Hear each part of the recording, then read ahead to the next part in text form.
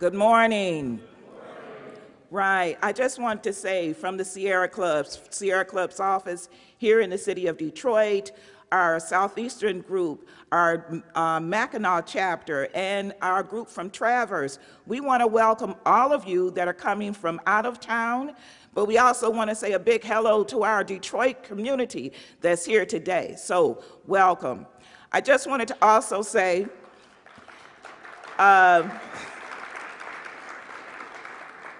you're so kind. I also wanted to say that my father was a steel worker. He worked at Great Lakes Steel for 30 years. All right, he did the midnight shift at Great Lakes, and then he would go to the hospital. So he was also a member of SEIU. So we come from a very strong labor background. So I understand. I also wanted to say that you're in the house of GM. Right? And just a few years ago, there was this big doubt whether or not they could keep this house. But you're here now, everything is very strong. And so sometimes we fall down, but we get up. So it is my pleasure to introduce to you someone I consider to be a friend, but also a staunch supporter of environment. This young man came to me some years ago as we were doing a demonstration about a school that was being built on a contaminated site, all right? He came up to me and said, look, there's a community on the northeast side of Detroit and they need your help. And since that time, ever since that time, he has come to me and always asked, what can we do? Now, I can only say that this is what we need more of not simply just reaching out, someone just coming to us and saying, what can I do for you?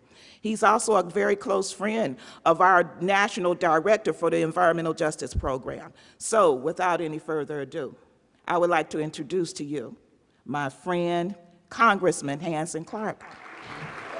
You know, that's very kind of you. Thank you, Rhonda. You know, the way Rhonda and I, that northeast side neighborhood that she was talking about, there were people in the neighborhood on the northeast side of the city of Detroit that not only were getting violently sick, but many, in my opinion, died as a result of a Canadian company that located a plant right in a residential neighborhood. They were dumping hazardous waste all in the sewer line. All the vapors and fumes were getting people sick, ultimately killing many people.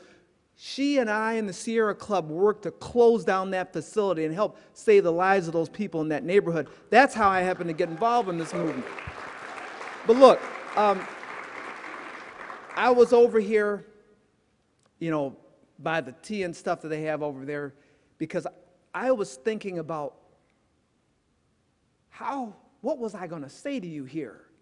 Because I wanted to thank you for coming here, having this regional conference here in Detroit. The arsenal of democracy, the place that saved this country, this world from fascism, the place that has the best workforce around, the best minds around that can create and build these fuel-efficient vehicles. I was going to tell you that and welcome you here. But President King, our leader, and I single out the UAW because my father came from India, undocumented, back in the 30s for one reason, to work in the auto plant. He worked in the Ford foundry. He loved that work. Unfortunately, his time there ended up killing him, robbed me of a father after I was 8 years old because of all of the stuff that he had to breathe in before the UAW was able to organize and negotiate and bargain for those important workplace protections that ended up saving the lives of my friend's parents. But they were too late to save my father's lives. I single out the UAW because of that, because of my love for labor. But I'm going to tell you this right now. These green jobs that you want, that our country needs, that our planet needs, it's not going to happen right now in Congress, the way the system is set up. And it's in my heart to tell this to you, because the way it is, the folks that make money on the current way that we produce and generate energy, they got the money to donate to the members of Congress. And as a new member of Congress, it's very clear to me, the focus of Congress right now, number one, is to get reelected. Get reelected at all costs, even if it means maintaining this current system that's not working for anyone. Now, yes, over time, we'll be able to get these green jobs. We'll be able to change government regulation and change the mindset of people in Congress. Over time, we'll be able to do that. But folks, we don't have time. Minute by minute, our planet is getting hotter and hotter. We don't have any time. We have folks out here who are willing to work, who are giving up hope as their unemployment compensation is running out. We do not have time. So my message to you is this: the same energy, the same willingness that you had to risk your life to help organize these plants and save our workers' lives, that's what I need you to bring to Congress right now. You've got to lobby and organize and demand that these jobs be created. Look, I'm not here for you to give me applause right now.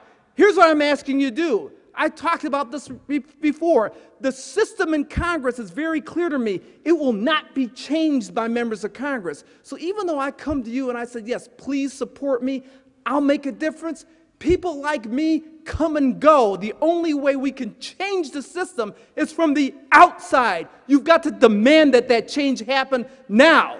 So I need you to do this. Overthrow the system in a nonviolent way. Take it over. Demand that our planet be saved. Demand that new jobs be created. Demand that we provide hope and opportunity to everyone. The same way that we have done it for decades in the past, we have to do it even now more than ever before.